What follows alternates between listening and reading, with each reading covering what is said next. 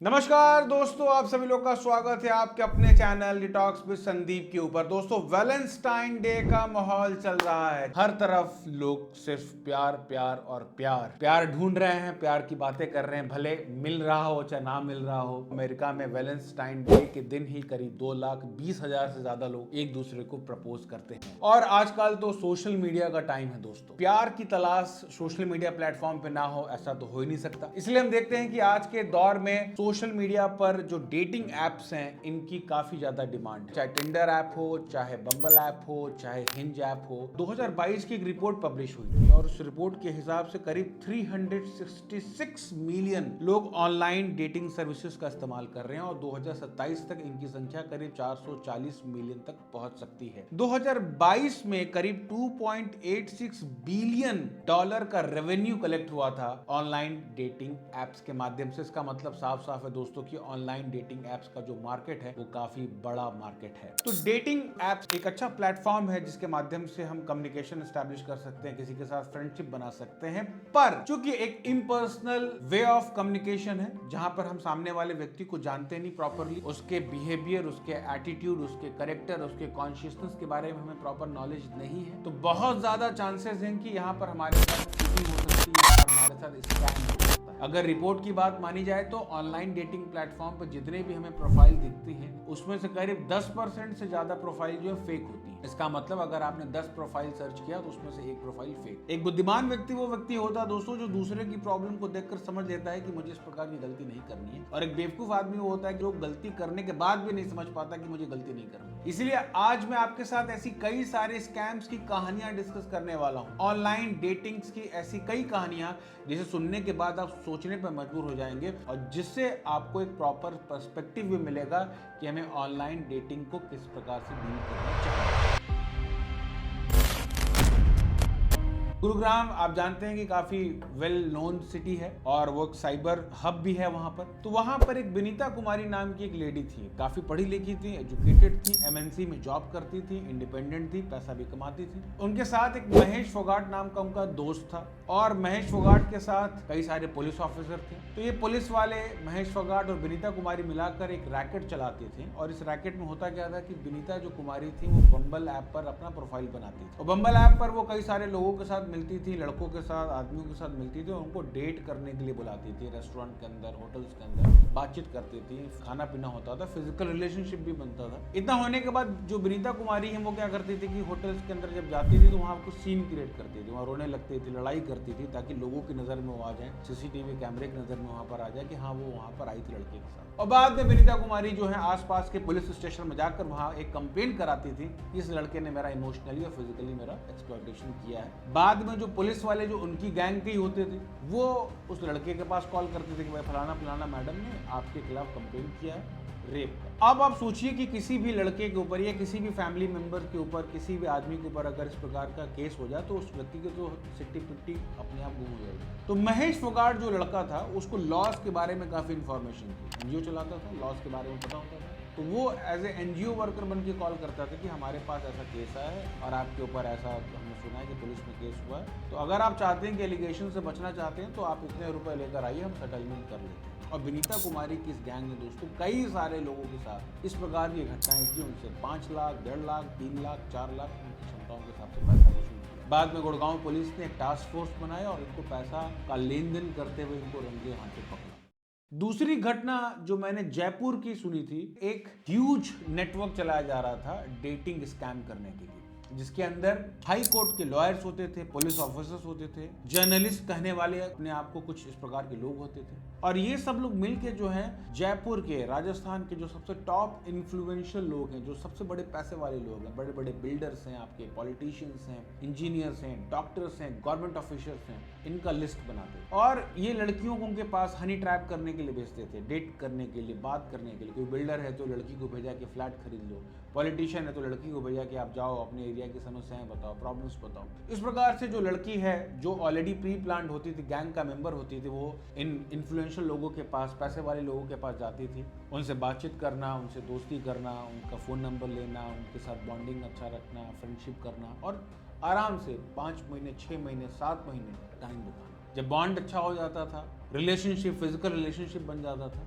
तो वो लड़की जब जाकर फिर बाद में पुलिस में कंप्लेंट करती है। फिर उसके बाद होता क्या था कि हाई कोर्ट के जो लॉयर्स हैं वो कॉल करते थे उन व्यक्तियों को कि देखिए आपके खिलाफ तो केस हो गया है, रेप का और इमोशनल डैमेज का और फिजिकल एक्सप्लॉयटेशन का आपके ऊपर केस है। उसके बाद जो जर्नलिस्ट होते थे वो कॉल करते थे उसको कि भैया आपकी खबर तो वायरल हो रही है, हमारे पास आई है, हम इसको पेपर में छापने वाले हैं। आप जरा सोच के देखिए कि कोई भी व्यक्ति जो है फैमिली वाला आदमी हो या कोई पैसे वाला आदमी हो, अगर उसके पास वकील का फोन आ रहा है, पुलिस का फोन आ रहा है, जर्नलिस्ट का फोन आ रहा है, उसकी सिट्टी पिट्टी सब गुम हो जाती है। वो घबरा जाता था। उसके साथ फिर आउटसाइड कोर्ट सेटलमेंट किया जाता था और इन लोगों ने मिलकर 3 सालों के अंदर 33 लोगों के साथ ये घटना की और 32 करोड़ का एक्सटॉर्शन वसूल किया। 32 करोड़। आप जरा सोच के देखिए। कई लोग इसमें से जेल भी गए जिनके ऊपर इन्होंने फेक रेप केसेस का लगाया थे। तो अभी हम डेटिंग स्कैम के बारे में बात कर रहे हैं, बट फेक रेप केसेस एक अलग मुद्दा है, इसके ऊपर हम आगे हो सकता है अगर आप लोग डिमांड करें तो इसके ऊपर हम आगे वीडियो बना सकते हैं। बट फिलहाल हम डेटिंग स्कैम के ऊपर बात कर रहे हैं। जयपुर की एक और ही घटना सुनी थी दोस्तों, जिसमें दुष्यंत कुमार नाम का एक 28 साल का नवयुवक था। उसके फादर बिजनेसमैन थे, वो भी अपने फादर के साथ मिलकर बिजनेस करता था। उसे टिंडर ऐप पर प्रिया सेठ नाम की एक लड़की के साथ उसको प्यार हो जाता है या डेट करने के लिए वो लड़की पसंद आती है, तो सेटिंग होती है। दुष्यंत कुमार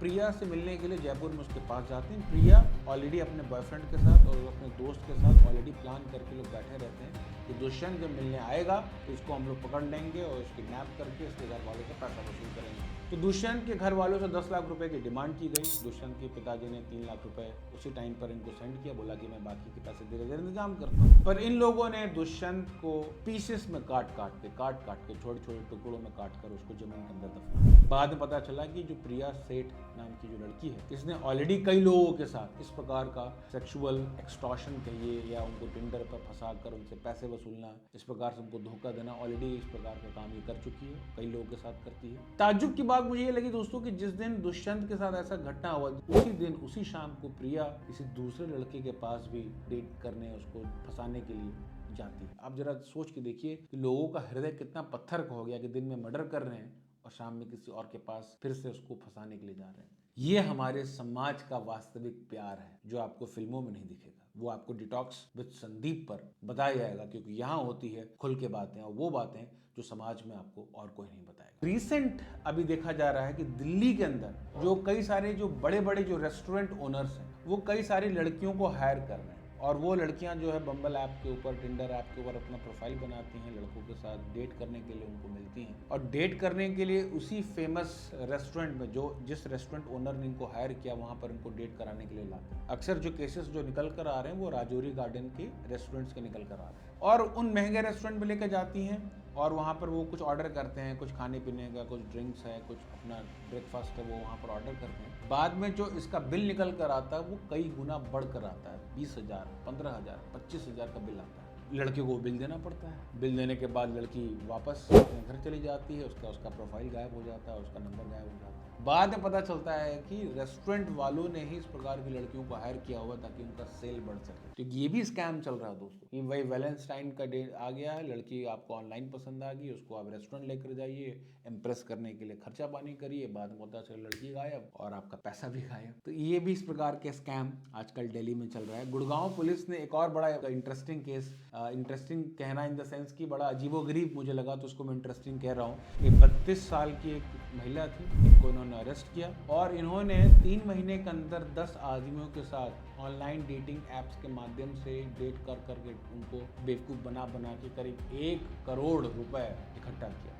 वो जो लेडी थी वो दिल्ली यूनिवर्सिटी से ग्रेजुएटेड थी, लंदन में इन्होंने मास्टर्स की पढ़ाई की हुई थी, ये इंडिया आके एचआर की जॉब कर रही थी और 1 लाख रुपये की सैलरी दी थी। आप जरा सोच के देखिए दोस्तों, जो पढ़े लिखे लोग हैं, जो लंदन से रिटर्न हैं, 1 लाख रुपए महीने कमा रहे हैं, अगर वो लोग इस प्रकार का स्कैम करेंगे तो फिर हमारा देश किस दिशा की तरफ जा रहा है, हमारा समाज कहाँ जा रहा है, इसका अंदाजा आप अपने आप लगा सकते हैं। एक और घटना निकल कर आई दोस्तों, जहाँ पर एक 35 साल की एक PhD स्कॉलर थी जो कि council of scientific and industrial research CSIR में काम कर रही थी और इनको एक लंदन में पढ़ने वाले एक व्यक्ति से इनको प्यार हो जाता ऑनलाइन ऐप्स के माध्यम से और इनको पता चलता है कि इनका जो बॉयफ्रेंड है वो डॉक्टर है और वो इंडिया मिलने के लिए इनसे स्पेशली आ रहा है। कोई भी एक्साइटेड होगा कि भाई मेरा बॉयफ्रेंड लंदन से मेरे लिए मिलने आ रहा है, मुझसे मिलने आ रहा है यूके से। तो बाद में पता चलता है कि इनको एयरपोर्ट की तरफ से फ़ोन आता है, एयरपोर्ट के कस्टम ऑफिसर की तरफ से फ़ोन आता है कि ये जो लड़का आया है इसके पास जो पाउंड्स हैं वो एक्सेस अमाउंट में है,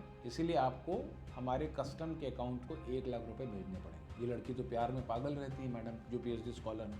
इन्होंने 1 लाख रुपए अपने बॉयफ्रेंड के लिए भेज दिए। बाद में पता चला कि ना तो लड़का यूके का था, ना ही वो कस्टम वालों को कॉल था। ये गैंग चल रहा था, स्कैमर्स था, जिसमें वो ऑनलाइन डेट करते हैं लड़कियों के साथ और फिर उनको फंसाते हैं। उनसे लाख रुपए, 2 लाख रुपए, 3 लाख रुपए, जितना वो ऐड सकते हैं उतना वो ऐडते हैं। बाद में लड़के का प्रोफाइल गायब, उसका नंबर गायब। उसी तरीके से बैंगलोर का एक केस आया था दोस्तों, जहाँ वो कॉर्पोरेट में काम करने वाली फाइनेंशियली इंडिपेंडेंट वुमेन थी।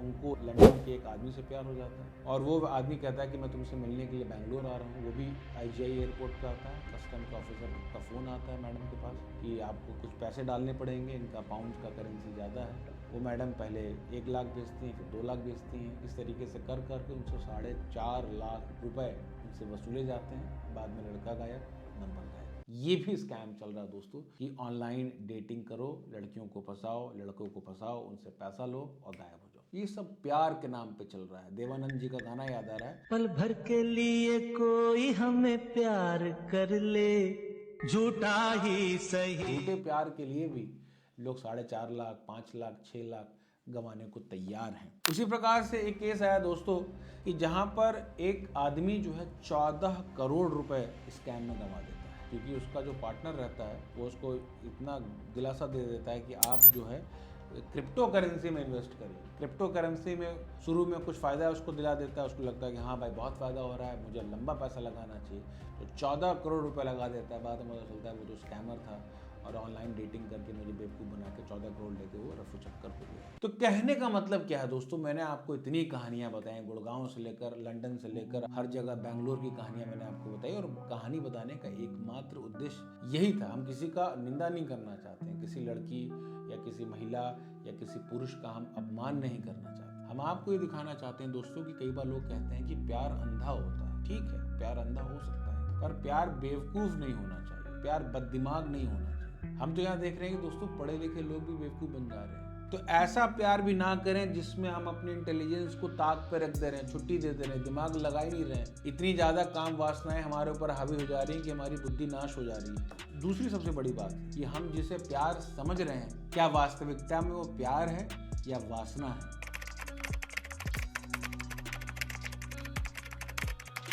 क्योंकि जहाँ प्यार होता है दोस्तों, वहाँ तो रिस्पॉन्सिबिलिटी होती है। जिस चीज़ से हम सबसे ज़्यादा प्यार करते हैं उसके लिए हम सबसे ज़्यादा सेक्रीफाइस करने को तैयार होते हैं। पर यहाँ पर देखा जा रहा है कि लोग अपने मज़े के लिए, अपने भोगने के लिए इस प्रकार की घटनाओं का अंजाम करते हैं और इस प्रकार का आडंबर करते हैं। खैर, 14 फरवरी को आपको क्या करना है ये आपका पर्सनल चॉइस है, आपका पर्सनल लाइफ है, आपका पर्सनल डिसीजन है। I am no one to interfere in anyone life. But मेरा पॉइंट बड़ा सिंपल सा दोस्तों, मैं ये कहना चाहता हूँ कि किसी भी सिचुएशन में we should not allow anyone to make us more foolish than a fool. उम्मीद करते हैं दोस्तों कि आपको डेटिंग स्कैम के ऊपर ये जो हमारा काम है, हमारा जो रिसर्च है, हमारा जो प्रेजेंटेशन आपको अच्छा लगा होगा। और इस वीडियो के माध्यम से हम आपको सचेत करना चाहते थे कि भाई डेटिंग स्कैम होता है और कई लोग इस प्रकार से बेवकूफ़ बनते हैं। और कई लोग जो हैं इंसानों के वेश में भेड़िए होते हैं, वो लालची लोग होते हैं जो हर मौके पर हमें बेवकूफ़ बनाना चाहते हैं।